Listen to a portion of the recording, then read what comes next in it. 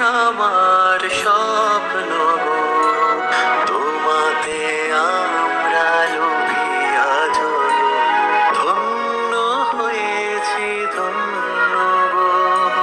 শক্তি দায়িনী দাও মা শক্তি, ঘুচাও দীনতা ভীরু আবেশ।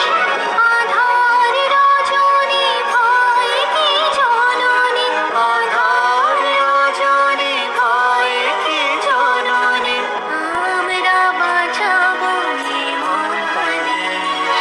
রবীন্দ্রনাথ বিবেকানন্দ বীর সুভাষের মহান দেশ।